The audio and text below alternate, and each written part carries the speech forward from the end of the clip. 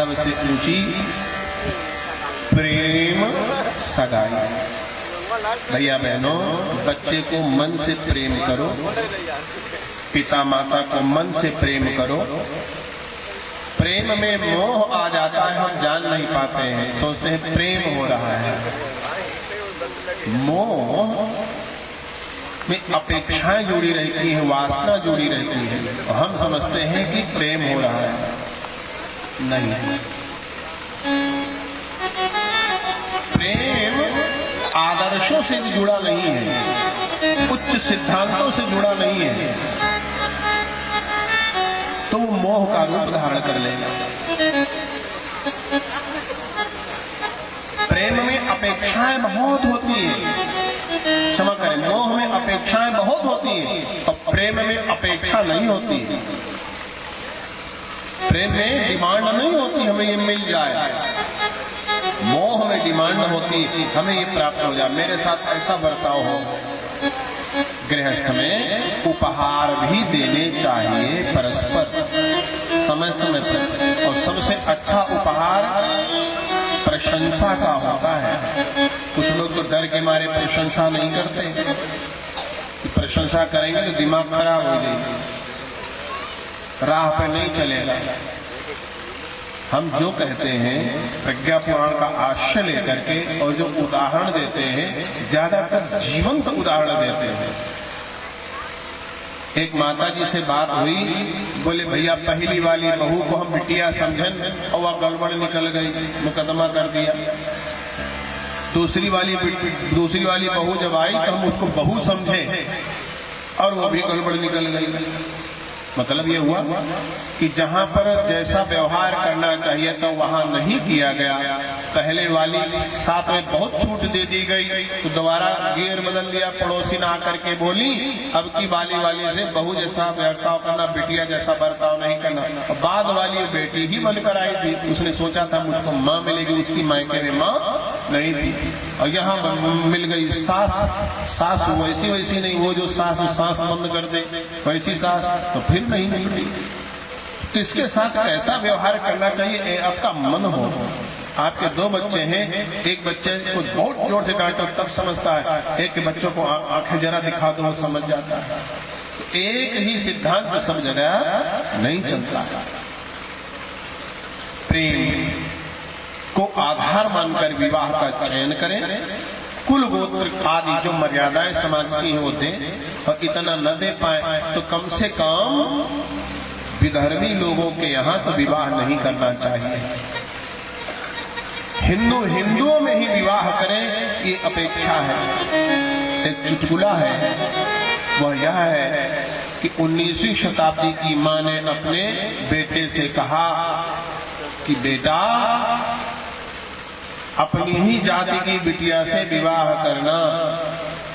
100 साल बाद 20वीं शताब्दी की मां ने अपने बेटे से कहा कि बेटा हिंदू में ही विवाह करना।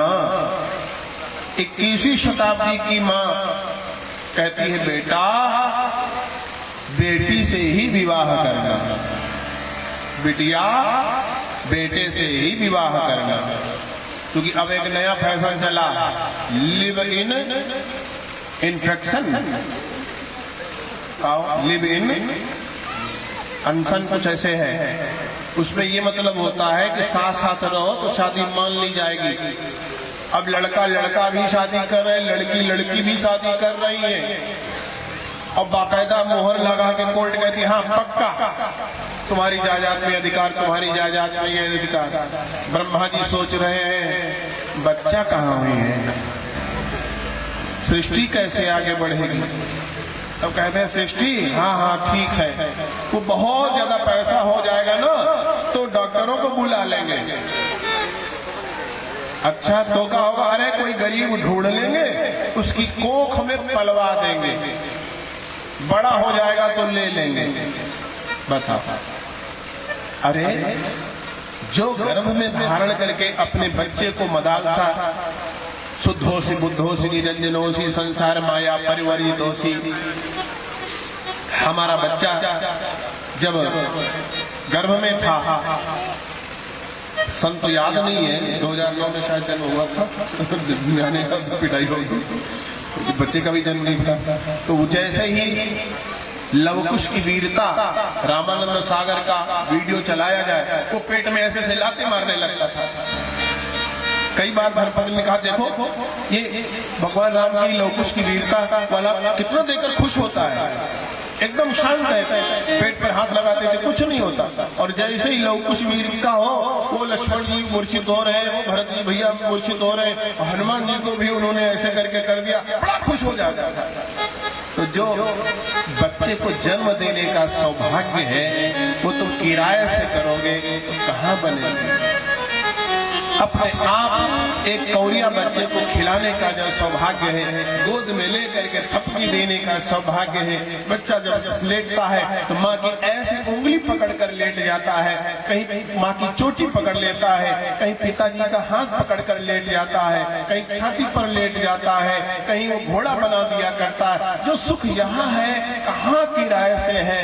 लेकिन हाय पैसा, हाय पैसा, हाय आगे निकलेंगे, सबसे आगे निकलेंगे, बेहोशी में जीवन जिया जा रहा है। ये क्या कर रहे हो, किधर जा रहे हो, ये क्या कर रहे हो, किधर जा रहे हो, अंधेरे में क्यों ठोकरें खा रहे हो, क्या कर रहे हो, किधर जा रहे हो, क्या कर रहे हो, किधर जा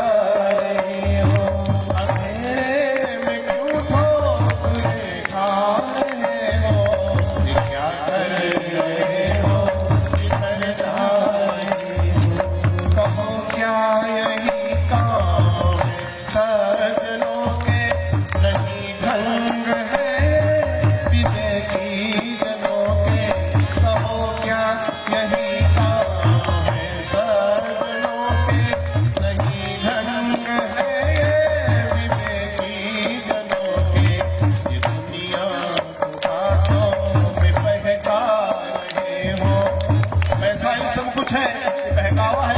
दुनिया को बातों बहका रहे हो, ये क्या कर रहे हो, किधर जा रहे हो, ये क्या कर रहे हो, किधर जा रहे हो, अंधेरे में क्यों ठोकरें खा रहे हो, ये क्या कर रहे हो, किधर जा रहे हो। या ठहरो, शराब की दुकान पर लिखा रहता, ठहरो, रुकिए, देखिए, यही है मधुशाला, ठहर जाओ। जैसी जिंदगी जी रहे हो, क्वेश्चन मार्क, क्या ऐसे जीवन जीना चाहिए? ऐसे ही जीवन जीते थे महापुरुष।